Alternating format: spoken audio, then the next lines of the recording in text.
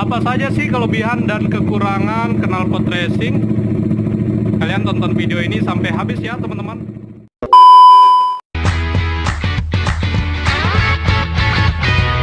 Kita ngerasa udah maju, nyatanya gini-gini aja.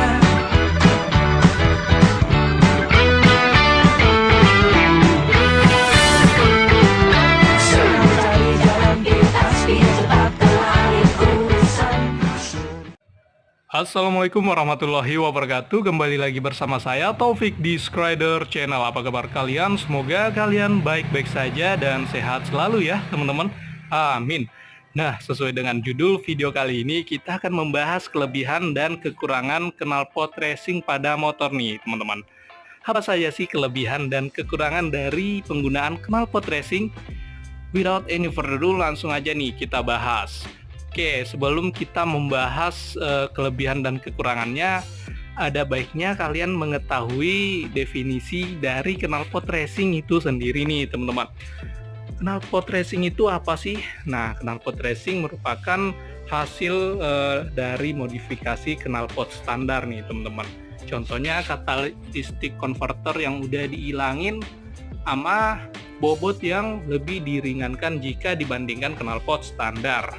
Dan yang manfaat dari knalpot racing ini adalah untuk menambah kesan sporty pada motor kalian nih teman-teman.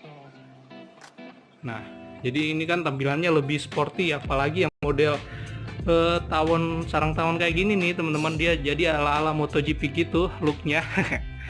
Oke, selanjutnya kita enak juga nih bahas dari segi peraturan dalam penggunaan knalpot ini nih teman-teman. Apa yang sesuai dengan mesinnya, contohnya desibel mesin segini, desibelnya segini nih teman-teman. Nah, jadi untuk aturan penggunaan knalpot itu sendiri dia udah tertuang pada Peraturan Menteri Negara Lingkungan Hidup Nomor 7 Tahun 2009 nih teman-teman. Sampai ngapalin loh saya.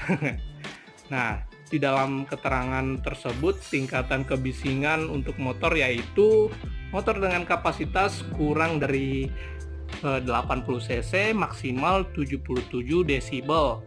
Motor dengan kapasitas 80 hingga 175 cc dia maksimal 83 desibel. Dan motor dengan kapasitas di atas 175 cc maksimal 80 desibel nih teman-teman. Jadi untuk 155 cc di Yamaha R15 V3 dan 147 cc di GSXR 150 ini dia tentunya udah melanggar ya teman-teman, karena dia udah lebih dari 80 desibel. Seperti di video-video sebelumnya kita udah bahas kalau desibel dari knalpot racing saya rata-ratanya itu 90 hingga 100 desibel ya teman-teman. Jadi itu udah melanggar aturan nih cuy. Oke, langsung aja nih kita bahas kelebihan yang pertama pada saat menggunakan knalpot racing nih teman-teman. Nah, untuk kelebihan yang pertama adalah ya seperti yang saya sebutkan di awal tadi, karena kalau ini membuat tampilan motor lebih terlihat sporty dan race look nih teman-teman. Ini dia. Jadi ini dia desainnya lebih racing ya teman-teman, kelihatannya gitu. Beda sama dari knalpot standar yang kelihatannya tuh cupu banget cuy. Kalau kita lihat knalpot yang masih standar gitu, itu menurut pribadi saya ya. Kalau kalian gak setuju ya kalian bisa berikan pendapat kalian juga di kolom komentar. Nah, manfaat atau kelebihan yang kedua adalah ini memberikan efek kalian gak ngantuk pada saat touring nih teman-teman.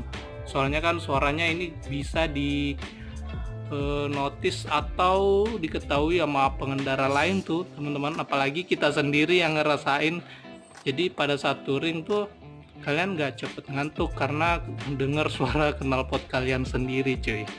Tapi ya kalau saat touring juga kalian nggak usah geber-geber atau apalagi pakai lampu hazard ya teman-teman, itu norak banget cuy. Oke, kelebihan selanjutnya adalah ini meningkatkan performa atau tenaga dari motor kalian nih teman-teman, walaupun itu nggak signifikan atau nggak terasa secara langsung ya teman-teman ya. Ini faktanya memang gitu, ini motornya terasa lebih kenceng. Contohnya ini Yamaha R15 V3 saya setelah pakai knalpot racing model plong kayak gini, Austin Racing KW ini. Pasti setelah video ini saya bakalan dibully sama kalian cuy. Kenapa saya pilih Austin Racing yang KW ini? Soalnya ini lebih narik nih di motor saya dibandingkan sama R9 Misano yang itu udah ori tapi tenaganya boyo banget cuy. Nah ini juga terasa banget tenaganya di GSX-R saya cuy saat menggunakan knalpot racing.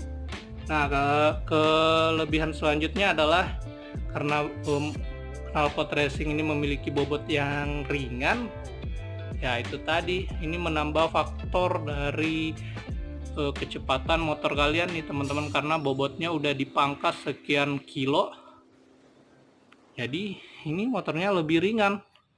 Berat knalpot standar kan dia sekitar 9-10 kg lebih tuh. Kalau salah kalian bisa komen di kolom komentar ya. Saya lupa cuy berapa beratnya. Terus untuk knalpot racing sendiri, contohnya kayak R9 GP dan ini replika Austin Racing ini, dia sekitar 3 kiloan nih teman-teman. Pokoknya ini ringan banget karena dia terbuat dari bahan stainless, jadi dia memotong bobot dari motornya nih teman-teman. Nah kelebihan selanjutnya adalah ini mengurangi resiko kecelakaan saat berkendara.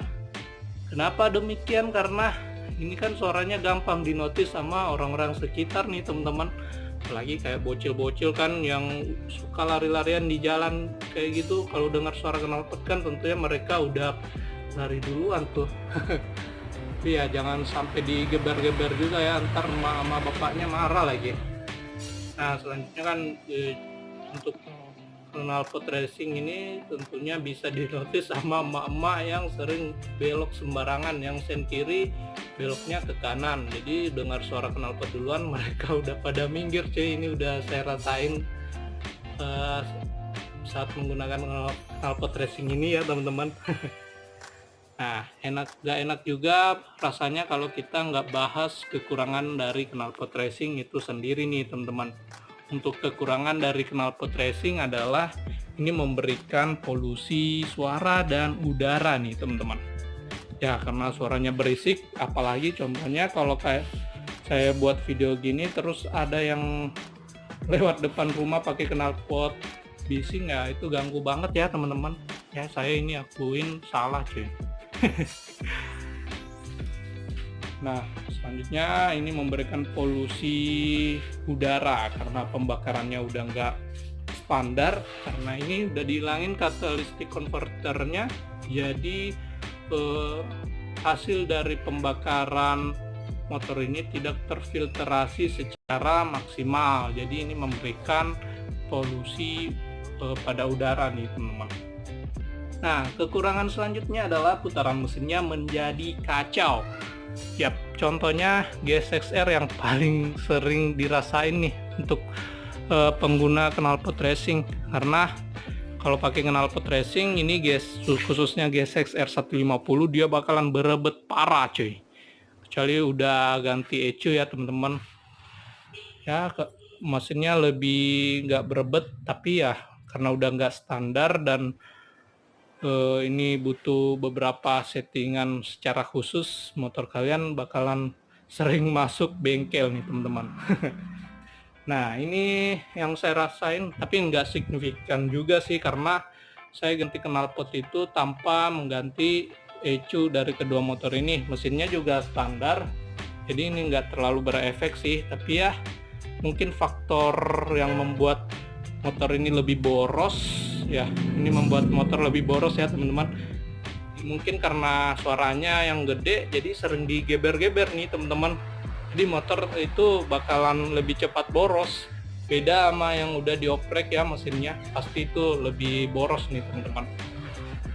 Kekurangan selanjutnya adalah motor katanya lebih cepat rusak. Mungkin ini karena faktor knalpot racing yang butuh penyesuaian dengan mesin ya teman-teman. Jadi knalpot racing ini membutuhkan adaptasi atau penyesuaian sehingga ini bisa menimbulkan resiko kerusakan pada mesin. Nah, dan yang paling dirasa ini setelah menggunakan knalpot racing adalah resiko ditilang lebih sering nih teman-teman. Saya udah ditilang beberapa kali pakai knalpot racing dan bahkan udah habis ratusan ribu. Ya nggak sampai sejuta juga sih bayar di tempat. Ya, jadi kalian bakalan lebih sering ditilang. Tapi karena sekarang udah e-tilang ya, jadi ini udah jarang banget. Tapi masih ada aja tuh polisi yang nilang-nilang di jalan cuy.